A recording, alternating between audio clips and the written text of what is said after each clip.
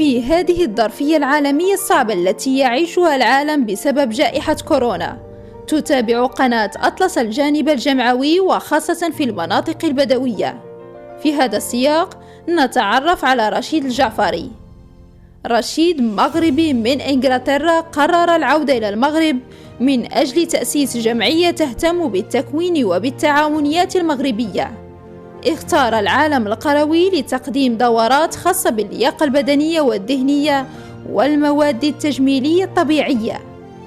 اختار رشيد منطقة ترقة بمراكش لتأسيس متجر لبيع مواد طبيعية مصنوعة من أيدي تقليدية داخل جمعيات وتعاونيات مغربية. Je suis Rachid Jafari de Marrakech et je suis le fondateur du centre holistique du bien-être Terre d'éveil. On est situé à Marrakech, dans un quartier résidentiel à Targa, la nouvelle ville de Marrakech. Et voilà, on fait des activités autour du bien-être. Alors, en fait, j'ai démarré avec des études en Angleterre où j'ai vécu une vingtaine d'années autour du naturel, mais d'ordre minéral. Je suis à la base dessinateur de bijoux et ferronnerie d'art.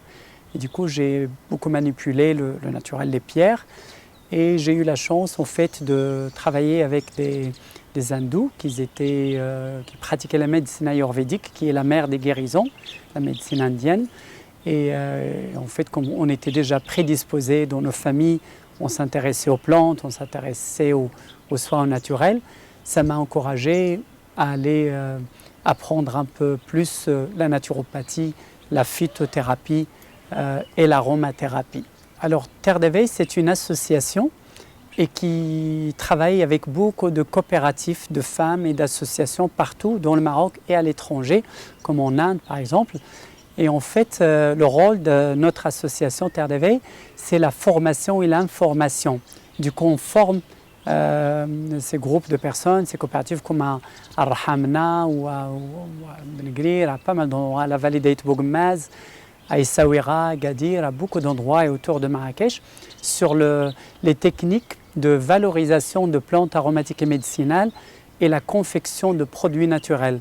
Tout ce qui est savonnerie, cosmétiques naturels, les huiles essentielles, les tisanes, les bougies, tous les produits naturels, en fait, on forme les associations et les coopératives à ça.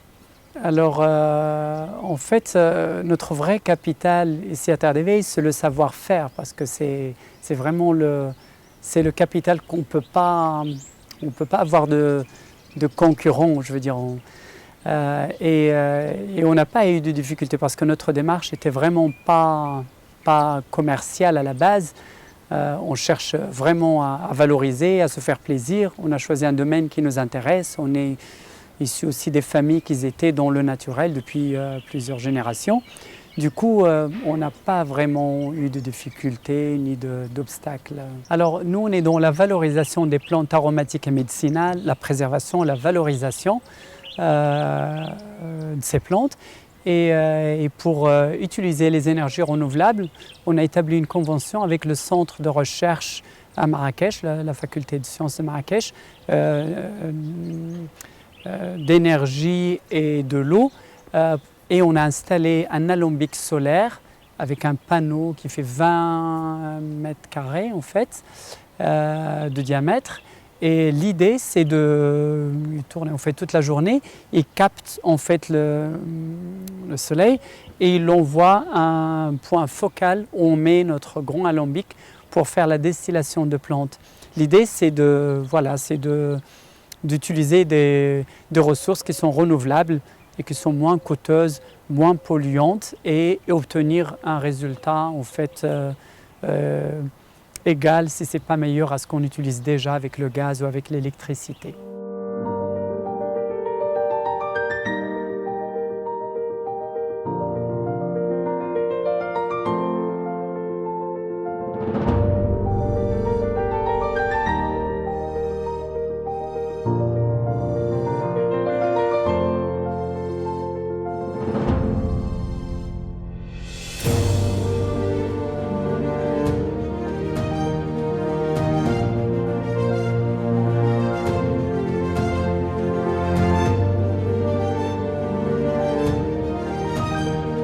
préparation en fait, des produits de bien-être et de cosmétiques naturels. On fait toujours recours à des produits naturels.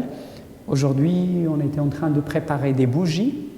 C'est des bougies pour bougies parfumées, mais c'est des bougies aussi qui peuvent utiliser comme bougies de massage sur le corps. Du coup, on fait appel à des beurres, comme le beurre de cacao, de mangue. On fait appel à la cire d'abeille naturelle, de qualité biologique si c'est possible, qu'on fait fondre et on rajoute des huiles essentielles qui vont donner en fait les vertus à ces bougies et qui vont aussi donner de l'odeur. C'est des bougies parfumées. Et on procède au remplissage de nos bougies.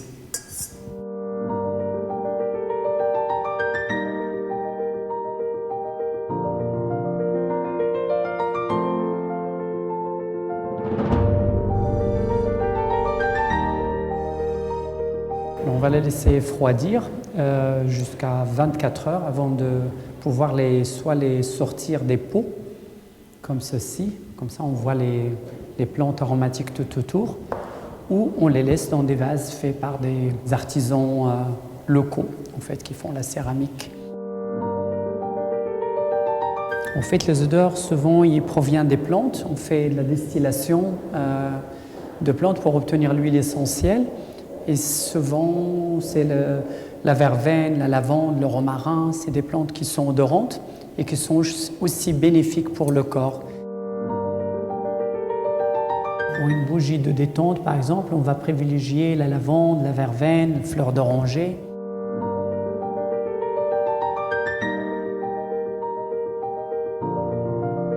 Un beurre végétal, le beurre de cacao, beurre de karité et beurre de mangue. Et aussi beurre de coco, parce que c'est des corps gras, c'est une huile saturée. Après, dans la préparation, sur les beurres, on va rajouter aussi la cire d'abeille naturelle, d'ordre biologique, si c'est possible.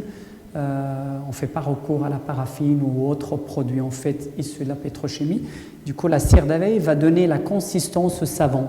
Comme ça, il devient dur, comme ça, et on peut s'en servir. On peut même le démouler après.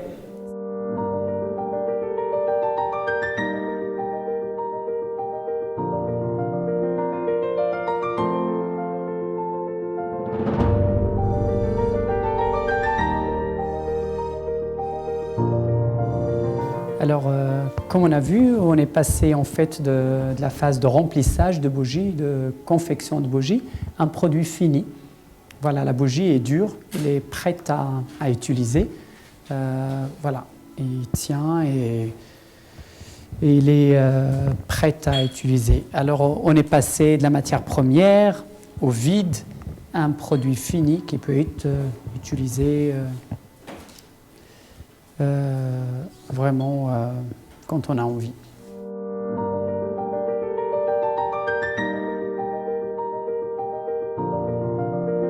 Alors en fait, quand on parle aromathérapie ou phytothérapie, ça veut dire l'usage des plantes dans la cosmétique, dans le bien-être, dans le soin. Et ces plantes-là, pour pouvoir les utiliser dans une crème par exemple, ou dans un sérum ou dans une bougie, il faut extraire les principes actifs, ce qu'on appelle l'huile essentielle de ces plantes. Alors, on met d'abord l'eau à chauffer dans la première partie de l'alambic. On met les plantes dans la partie en fait percée, comme une couscoussière, et les plantes devraient être entassées. On va fermer et on met sur le feu. Une fois que ça chauffe, la vapeur va passer à travers les plantes, il va casser les petites poches et on obtient une vapeur chargée de molécules actives. Cette molécule, en fait, on la fait refroidir en mettant un peu de froide. Et comme là, c'est conique, la vapeur comme au hammam, il va se condenser et ça tombe comme goutte. Et on obtient à la fois l'huile essentielle et l'hydrolat ou le floral. Ça veut dire maward de rose, de fleurs d'oranger. Et on les sépare pour obtenir l'hydrolat seul, qu'on peut utiliser sans souci, et on obtient les huiles essentielles qui sont beaucoup plus concentrées et qu'on peut utiliser pour parfumer et pour donner en fait charger les produits qu'on fait en molécules actives.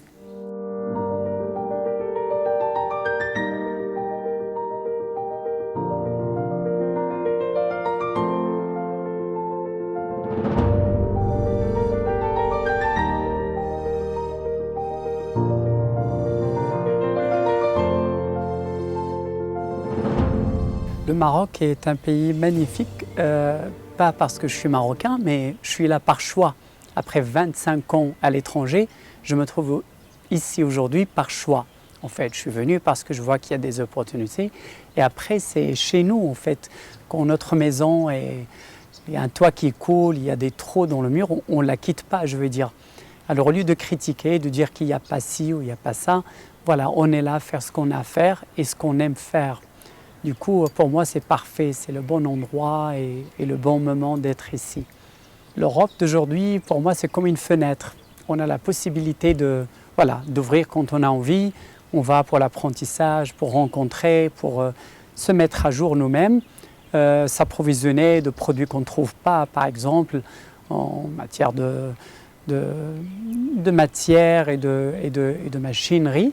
Et si on n'a pas besoin, voilà, c'est une fenêtre qu'on peut garder fermée, mais on a besoin des deux. Pour apprécier ici, il faut aussi qu'il y a ailleurs. La double culture, c'est une richesse vraiment inestimable parce que c'est le métissage, quand on voit dans les vieilles civilisations entre les Grecs et les Romains, entre l'Arabe et les Perses, c'est là où vraiment quelque chose naît et c'est là où je pense qu'il y a la richesse. Moi, j'ai la chance, en fait, quand je suis quelque part, voilà, je fais avec ce qu'il y a. Du coup, quand je suis au Maroc, j'oublie tout, en fait. Je suis là, je suis occupé, je rentabilise mon temps en apprenant, en partageant le savoir-faire qu'on a appris. Quand je suis à l'étranger, je sais que c'est pas éternel. Du coup, on rentabilise encore le temps, on va à la recherche des belles rencontres, apprentissage, on visite des lieux qu'on n'a pas la chance, en fait, de voir quand on est chez nous. Et j'ai réussi après toutes ces années, en fait, ça fait bientôt 36 ans que je voyage, à trouver l'équilibre. Et du coup, je suis vraiment, en fait, c'est comme la santé. Il n'y a pas de santé parfaite, il n'y a pas un lieu parfait, mais tout est question d'équilibre. Et on essaye de maintenir cet équilibre. L'Inde m'a marqué. J'étais partout en Europe, un peu en Afrique, mais l'Inde est un pays qui est porté par la spiritualité et par la richesse du savoir-faire ancestral. D'ailleurs, la naturopathie ou tout ce qu'on enseigne aujourd'hui en phyto, en aroma, usage de plantes, c'est à la base, il y a 5000 ans, c'était la médecine ayurvédique qui est la mère de toutes ces guérisons, toutes ces médecines. La médecine grecque, arabe, romaine, égyptienne, ils ont tous appris de cette médecine. Et du coup, quand on est en Inde, on sent en fait cette richesse et cette énergie qui nous porte. Et ça, c'est magnifique.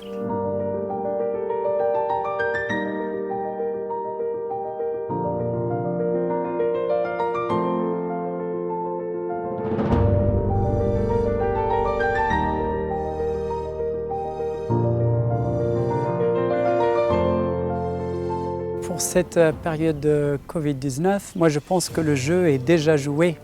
Nous, on est des naturopathes et on conseille toujours les gens et on leur dit que si guérir est bien, prévenir c'est encore mieux. Du coup, un bon système immunitaire, c'est pour ça qu'aujourd'hui on dit les gens qui sont diabétiques, ils ont des fragilités, ils sont plus à risque. Ça veut dire qu'il faut entretenir, il ne faut pas prendre la santé comme acquis, for granted. Juste, voilà, parce que je suis bien, je ne prends pas soin de moi-même, mais il faut entretenir son système immunitaire parce qu'il n'y a que le système immunitaire qui est programmé pour que le corps se défende et il trouve en fait la réserve pour pouvoir se défendre. Alors, nous, on croit que ce qui devrait se faire va se faire. Il faut être prudent, bien sûr. Il faut booster son système immunitaire. Il ne faut pas attendre d'être malade pour aller voir quelqu'un pour soigner, parce que c'est déjà trop tard, on ne soigne pas. Mais il faut prévenir, il faut aller avant, faire des bilans, voir où il y a les fragilités, comme on fait avec nos voitures. Nos voitures, on n'attend pas qu'ils tombent en panne. Tous les 6 mois, tous les ans, on les amène pour le contrôle. Ils vont nous dire tout va bien, il faut juste... Et nous, on attend qu'on soit coincé pour aller voir quelqu'un. Inversez la donne et vous allez voir, vous aurez des meilleurs résultats.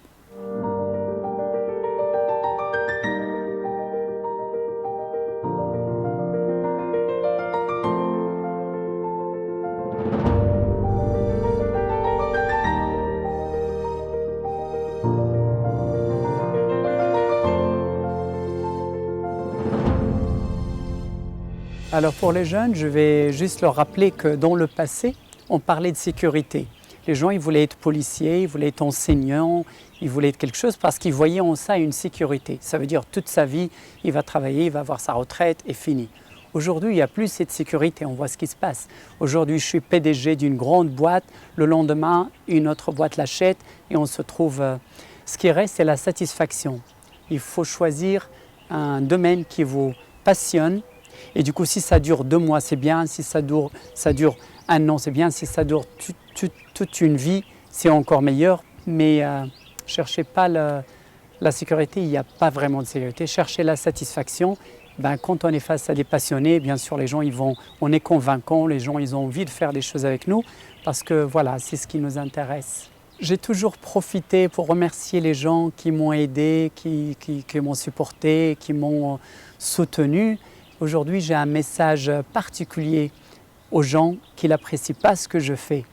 Aux gens qui m'ont, des fois, ils ont pensé qu'ils ont mis des obstacles dans ma voie ou qu'ils ont pensé qu'ils m'ont volé ou qu'ils m'ont arnaqué.